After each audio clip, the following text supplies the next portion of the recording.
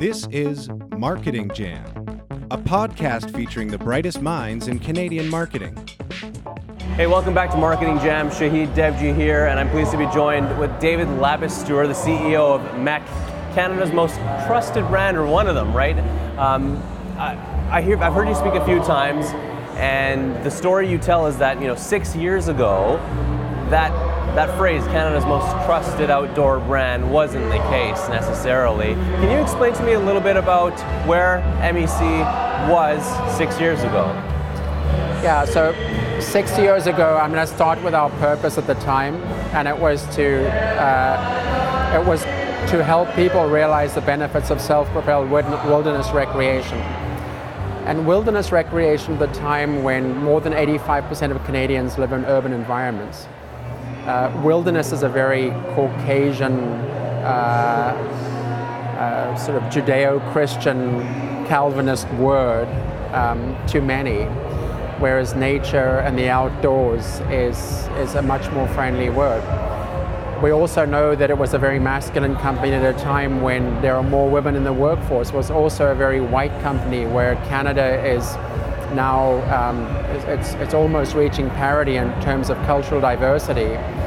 And we know that in the schools today, we can see a huge diversity in Canada, and in the next 10 years, Caucasians will be in the minority. So our customer is changing on us.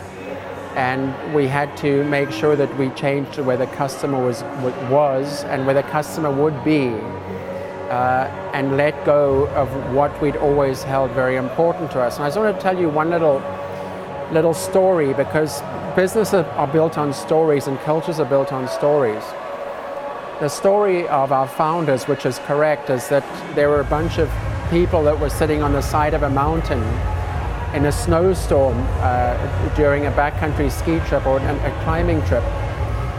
And they came up with the idea of MEC because there was nothing in Canada like there was with REI in the States where they can get their product. And they founded the organization. And it was that story of the people in the tent that was really part of the culture of the organization. But what we forgot is that the people in those tents were young, they were adventurous, they were entrepreneurial. And what we'd done is we'd fixated on the tent and the snow and forgotten about the spirit of the people in the tent. And we had to get that spirit back in the organization, and that was what started the change, all led by the customer and where the customer was going. Right, and it's funny how so many businesses can lose focus of the customer, even though that's who you're trying to talk to all the time, right? So 6 years ago, you also mentioned that there was not a lot of digital presence, no digital marketing and no Facebook, so none. I'm wondering how easy the decision was to jump on board at that time, or whether it was easy to go that social route, because as you mentioned in your talk here at CIMC, the social following for MEC now is massive, and it compares to many large brands in the States which has a larger population. So talk about that decision and how that came about. Once again, you focus on the customer. It's not a difficult decision, because we are all at that time, not all of us, but certainly the younger of us were on social media, and social media was growing. And again, if you look at how the consumer was communicating and where the consumer was gravitating towards, it was social media. We were very early on the e-commerce thing. So for us to move to social media once we let go of the catalog was instantaneous, and it happened very quickly. Yeah. So maybe that's an obvious answer. You had to be there. That's where everyone was. The less obvious answer to this question is, how did you grow the following to the point where it is? What do you think it was about the strategy that allowed you to get to this point? I think we've always been a very authentic brand. Yeah. I think the gap between what we say and what we do is very narrow, and most of our staff are people that are active and people that love getting outside. So the stories we told and the stuff that we put on social media and through email was always very authentic.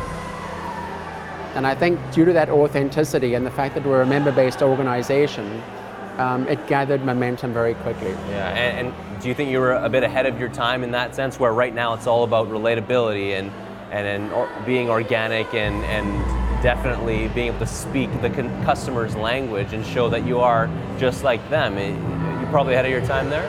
Yeah, I think we were ahead of our time on e-commerce. We were ahead of our time on omni-channel. I think we were ahead of our time on social media. And we continue to try and push those boundaries, because if we don't keep moving, the world around us is moving so fast that I believe if you fall behind, you're doomed. Yeah, and you're very open about not knowing whether in 10 years MEC is going to be around or not. The speed of things is one factor. What are some threats, so to speak, that you see that if you don't adapt to, could end up going down that route? I think everything is driven by what gives the consumer value and what the consumers gravitate towards. And a big part of that is convenience. It's convenience, it's the emotional contact, it's the belonging. So we have to figure out what it is that the consumer wants in those three buckets. We have to make sure we give them the convenience. We have to make sure that we give them that emotional connection and we give them that belonging. And we have to balance the technical with the human all the time. The problem is that the consumer, the human, is being so influenced by the technical that space unfolds all the time. And very often it's not one technology, but it's the convergence of technologies that drives those big leaps. So we have to really keep our ear very close to the ground in terms of what the consumer wants and what gives them value. Yeah, convenience is one thing, and you've talked about Amazon, and most of us probably have used Amazon before and use it regularly. Do you view things like Amazon that make things maybe more convenient for us as a competitor for you, where you were like you said, an early adopter of e-commerce, and you were down that route, but now are maybe being forced to think differently about it? Is Amazon competition, or is that, if it makes it customer focused, then that's okay? Competition comes from all sides. Ultimately, the playing field that we're on is it's people's leisure time and money. So if people are using their leisure time and money to game, for example, they're leaving our space, they're leaving our time if they're doing it excessively. And then there are direct competitions from people like ourselves. And then there's the whole Amazon, the platform, these big platforms. So the whole world is changing, and I think that important is to try and find your own niche and try and find your own center of gravity that draws people to you. Yeah, okay. So you told a story about, recently about a weekend on social media where you're seeing some signals, and then a week after that where you were, I guess, in PR and maybe in crisis mode. Can you tell that story a little bit about sort of what happened and how you dealt with it? Yeah, so the irony of the situation is that after the shooting in Florida, Canadians brought their concern about shootings in the US to a Canadian brand that has absolutely no influence over this. And really what they wanted us to do is, we had some brands on our shelves that were acquired by a larger organization that had gun manufacture in their portfolio of brands. We'd been with those brands long before the acquisition, but there was a change.org petition brought to us to drop them. And to be honest, the change.org thing was not transparent. We didn't know how many of those people were our customers. We didn't know how many of them were relevant to our audience. But there was we had 20,000 social media conversations at the same time. Some were for, some were against, some said let the consumer decide. And it was all over the place, but it was very emotional. And watching the social media signals, the one thing that we did glean is that pretty much everyone was in agreement that there needs to be a greater conversation around the sensible ownership and sales of guns in the US. So our decision was, and I say, really using social media. People wanted us to make a decision quickly. But we wanted to speak to the brands. We wanted to speak to the holding company. We wanted to get, get their opinion before we did anything. So we needed time. So our social media team were constantly speaking to the public on social media while they were screaming at us to make a decision. And it's happened on Monday is when it's really built, and we put out a decision on Wednesday.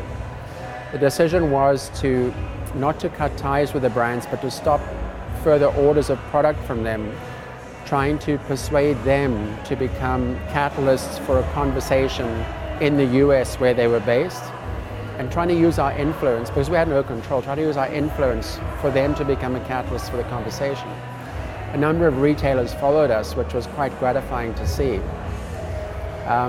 But it happened really quickly, and at the same time, all the media channels ate this up, and people look at the headlines, they don't look at all the content below the headlines. So there's a lot of misconstruence of our message out there.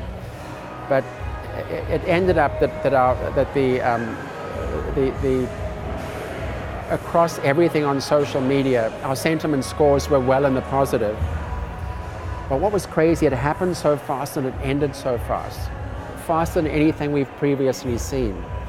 And it really just shows to how fast things are moving, how the consumer's changing, and how people do not read messages that are longer than a snack size of content. A traditional PR move in that case might have seen a brand throwing their hands up and waiting out the storm and hoping it goes away, and sometimes that works and sometimes that doesn't. But do you find it incumbent upon you, based on what you were saying before about the gap between the customer and the brand being so small, do you find it incumbent upon you to engage no matter what the conversation is at this point? I think you have to engage with your customers. You can't just say, hey, I'm not interested. You have to be involved, because they have the tools to speak to you. So you have to speak back to them. And if you're using those tools to get to where you want, it seems only fair to go the other direction, right? And sometimes you have to make a stand. You have to disagree with some and you have to agree with others, but you have to make a stand based on the consistent principles and brand of the organization, and it has to be brand consistent. It does sometimes mean making a tough decision and putting yourself out there. Are there any other trends in PR or marketing generally that you see that maybe aren't so much of value anymore because of the sort of the environment that we live in, where the speed, like you said, and everyone's so connected? Whenever things change, you always have to maintain sort of those areas that are driving revenue while reaching out to the new, and then you have to know when to let go. And also when you reach out to the new, you have to know what is hype and what is value. So there are some traditional things that people thought were going to fail and they still have great value, and there's some new things that people thought were going to be great but they were just hype. So I think it's really trying to figure out, and it's again back to agile methodology, is you have to test things. And instead of making a decision or an assumption, you have to test. And through testing, you find out what works and what you can drop. We dropped our catalog, and everyone said that do not drop the catalog. It's your most important piece of communication. The physical catalog. The physical catalog. And this was 6 years ago. And we tested it. And the tests seemed to indicate that we could drop it. And when we dropped it, we didn't lose a sale. Yeah, that's interesting. Where are you putting some of your time right now in terms of where things might be going, so that you're ready to drop other things? Artificial intelligence is such a big conversation right now. So all of those things, we're busy putting in a whole new ERP system that will allow us to integrate anything very quickly and do things in real time.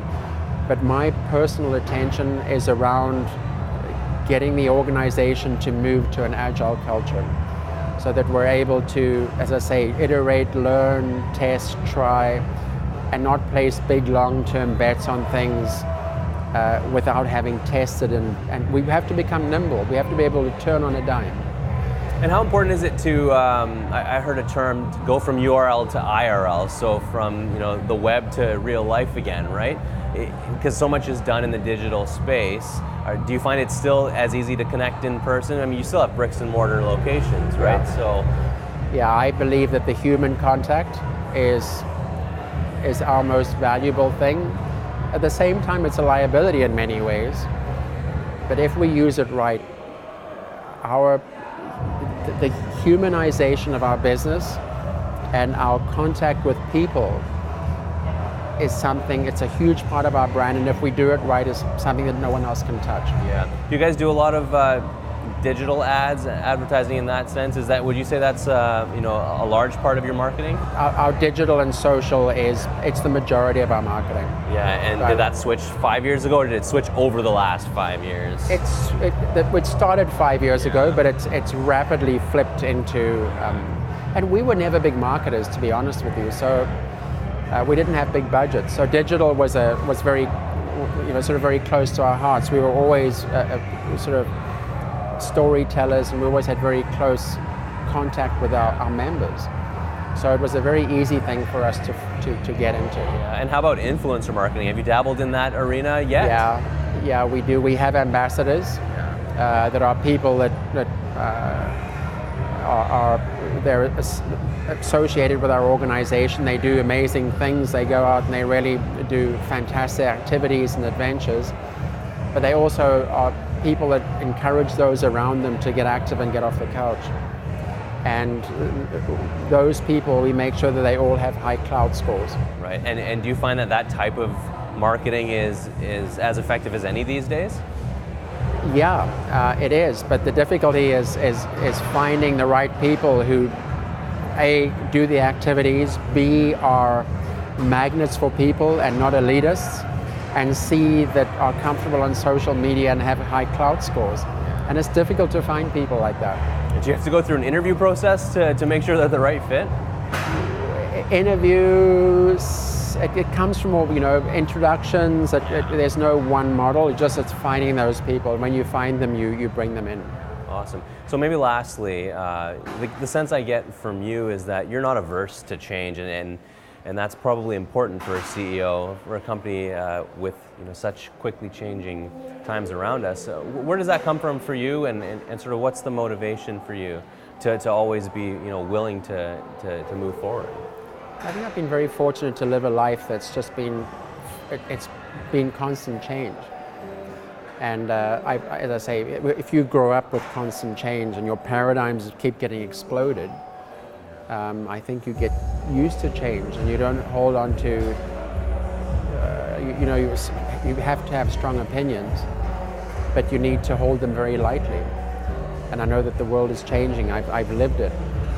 I lived through apartheid South Africa, and that was a huge change for the country. I've lived in different countries, and each different culture is like, it's a change in the way people do things. And the evidence, the writing's on the wall. I mean, we can see the change around us, and you cannot fear change. Yeah. One more question. 10 years, you said MEC might not exist, but 10 years in your mind, where will it be, ideally? Yeah, we'll be awesome. Yeah. And the reason, my whole speech today is around change and around changing your mindset, moving to an agile mindset and having the right tools for the right time instead of trying to apply old tools to the current time. And as I mentioned earlier, that's where my focus is right now, is to move our organization into that cultural mindset, that we are able to use the right tools from a toolbox to solve the problems we have. And I kind of sort of say half in jest, I don't know if we're going to be around in 10 years time, but we're really trying to make sure that we are around in 10 years time. Right. But we cannot be complacent for a second. Yeah, absolutely. Well, thanks for spending some time with me. Yeah, no Appreciate worries. it. Good.